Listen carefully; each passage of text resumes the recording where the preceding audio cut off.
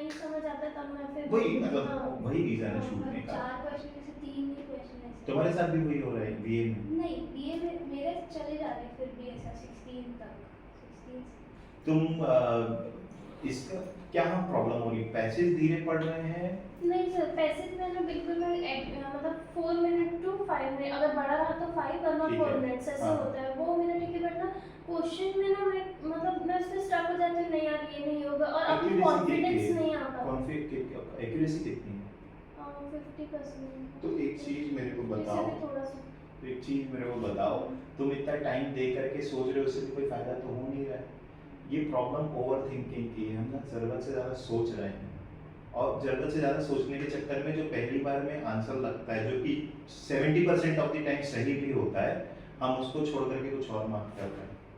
Sir actually एक mock में मेरे साथ ऐसा हुआ था, मैं ना एक ही आरसी करी थी, बट उसको बहुत अच्छे से मतलब मैं वो वापस कभी ध्वनि वो किस्मत की बात रही होगी, वो अच्छा हुआ है। चारों उसमें से नहीं, वो किस्मत की बात थी, it's never going to happen, and that is not the reason कि क्योंकि आराम से किया तो चारों सही हो गया। आराम से करने का मतलब मेरा लिमिट क्या है, मेरा लिमिट 5 मिनट पैसेज पढ़ने का है, 5 मिनट क्वेश्चन में लगेगा तो ठीक है, 10 minute is my limit. But अगर मैं उसको 20 दे दूंगा तो दैट डजंट मीन कि एक्यूरेसी सुधरेगी, वो उतने का उतना ही रहेगा, इनफैक्ट गलती ज्यादा करेंगे। ग्राफ जो है ना वो फिर नीचे गिरने लग जाता है एक्यूरेसी का, बिकॉज हम ज्यादा सोचने लग रहे हैं, तो वो ज्यादा सोच करके गलती कर रहे हैं। थोड़ा सा रिस्क लो और कॉन्फिडेंटली मार्क करो। एनी विच वे जो तुम अभी कर रही हो, 14 क्वेश्चन में 7 राइट 7 रॉन्ग में 13 14 मार्क्स में तो कुछ है नहीं, तो हम उसको एटलीस्ट 23 24 तक ले जाने की कोशिश करें। एक चीज ये करो, जितने मॉक्स हुए 3-4 मॉक का उठा के वीडियो सॉल्यूशंस देखो। वीडियो सॉल्यूशन देख रहे हो? अवेलेबल नहीं रहता है तो मैं जीजो का वीडियो सॉल्यूशन प्रो मॉक्स का रहता है, हाँ जीजो सर का है। तो वो देखो, और वो कैसे अटेम्प्ट कर रहे हो उस चीज पे नोटिस करो, मतलब what is he suggesting in the question जो तुम गलत कर रहे हो। और जो अटेम्प्ट नहीं होते मॉक में, वो करते हो अटेम्प्ट बाद में। हाँ तो ये ठीक है, ये चीजें, इसको वीडियो सॉल्यूशंस देख करके थोड़ा सा देख कहां पर हम ओवरथिंक कर रहे हैं, try to eradicate that. Sir मुझे भी ऐसा है कि 3 आरसी कम से कम तो मैं करूँ, हाँ। तभी मार्क्स हो पाए। 4 तो मैं सोच नहीं रही हूँ, वरना ठीक है। नहीं हो पाएगा। एक ऐसा मत सोचो, ना 3 सोचो ना 4 सोचो, हम सोचें कि एक अपने कंफर्ट लेवल पे बनाएंगे, ओवर थिंकिंग नहीं करेंगे। लग रहा है कि यार इस क्वेश्चन को पढ़ने के बाद चारों ऑप्शन को पढ़ा, एकदम से तो आंसर क्लिक नहीं होता, 30-40 सेकंड्स मैंने और दिए, वो 30-40 सेकंड्स ये भी हो सकता है पैसेज में जाके वापस पढ़ने के लिए या ऑप्शन इवैल्यूएट करने के लिए 1 मिनट में भी। अगर वो नहीं हो रहा है ना तो उसको छोड़ दो, उसको छोड़ दो, उसमें 3 मिनट बिताने का मतलब नहीं है। सर वापस जाना चाहिए कि बिल्कुल जाना चाहिए, ये किसने बोला, वो तो जाना पड़ेगा। इसमें टाइम ज्यादा लग जाता है। और कितना टाइम लगेगा, तो तुम कर क्या रहे हो, तुम बताओ। तुम वापस भी नहीं जा रहे हो तो what are you doing then? नहीं वापस मैं जा रही हूँ, इसलिए बिल्कुल मुझे जाना चाहिए, नहीं उसकी वजह से नहीं ज्यादा लगता है, ज्यादा लगता है कि हम वापस जाकर के उसको ओवरथिंक करते हैं कि यार ये भी तो हो सकता है, ये भी तो हो सकता है। अप्रोच उल्टी रख, ये आंसर क्यों हो सकता है ये मत देख, ये आंसर क्यों नहीं हो सकता वो देख, मतलब try to find out problem in the option, जिसमें सबसे ज्यादा प्रॉब्लम लग रहे हैं उनको एलिमिनेट करते चले जाओ।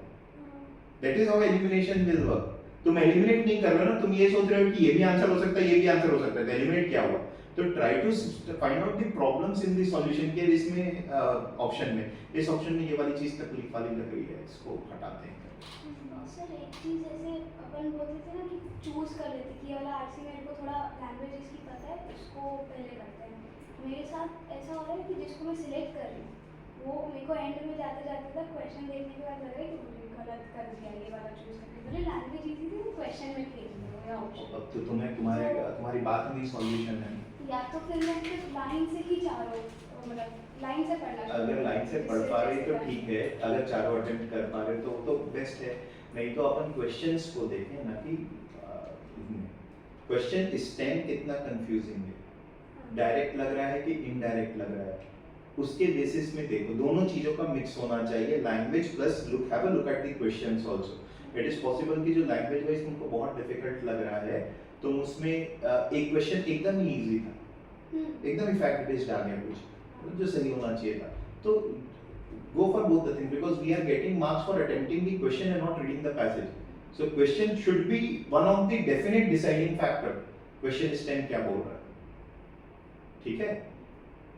तो सर जैसे अगर मैं सोचूं, अभी तो मैं कोशिश कर रही हूँ 3 तक पहुँची हूँ, बट 3 आवर्स अगर मैं सोचूं और एक रिजेक्ट करूँगी, तो आपके हिसाब से मतलब 4 में से कौन आंसर क्या फैक्टर पे मैंने वही क्वेश्चन देख करके क्वेश्चन मतलब थोड़ा सा question में क्या ऊपर ऊपर था? से पैसेज पढ़ो हाँ। और क्वेश्चन देखो। पर पैसेज भी 5 मिनट ज्यादा लगेगी। एकदम एक एक लाइन समझने की कोशिश मत करो ना। ट्राई टू सी कहां पर कौन सी चीज दी हुई है, ब्रॉडली क्या बात कर रहा है। 3-4 minutes. हाँ 3-3.5 मिनट 500 वर्ड का पैसेज है, तुम 5 मिनट ले रहे हो। 100 वर्ड्स पर मिनट ना बहुत ही कम स्पीड है। 170-180 वर्ड्स एक एवरेज स्पीड है। हम उससे भी कम ले रहे हैं। हम ना मतलब ये सोच रहे हैं कि इस वर्ड की भी मीनिंग समझ में आए, इसकी तुम वर्ड बाय वर्ड पढ़ रहे हो, नहीं सेंटेंस बाय सेंटेंस देखो। और सेंटेंस का रोल समझो ना, कि ये समझो कि सेंटेंस की मीनिंग क्या है। रोल का मतलब ये वाला सेंटेंस जो है, ये जो बात बताना चाह रहा है उसके फेवर में बात कर रहा है कि उसके अगेंस्ट में बात कर रहा है, ये ऑथर की व्यू है क्या। अच्छा ये वाला एग्जांपल दिया है क्या, एग्जांपल कौन सी बात को प्रूव करने के लिए दिया है। Try to understand that, don't try to understand कि एग्जांपल क्या बोल रहा है। If you can figure it out, this is one of the example, this is to prove something, तो दैट इज गुड इनफ। शायद ओवर कॉम्प्लिकेट कर रहे हैं हम, इसको सिंपल रखते हैं। थोड़ा सा फास्ट पढ़ो, कुछ भी नहीं होगा। एट वर्स्ट केस में क्या, अगर उतना ही एक्यूरेसी करना है तो मैं ज्यादा अटेम्प्ट कर लेता हूँ। 50% की अगर एक्यूरेसी रखना है तो मैं 20 अटेम्प्ट करता हूँ। ठीक है।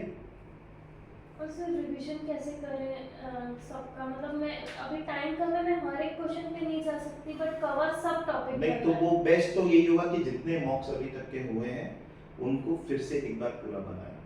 क्योंकि मॉक्स में सभी तरीके के DILR जो कैट में पिछले 10 साल में आए हैं, सभी तरीके के क्वांट के क्वेश्चन, सभी तरीके के पैसेजेस कवर्ड हैं।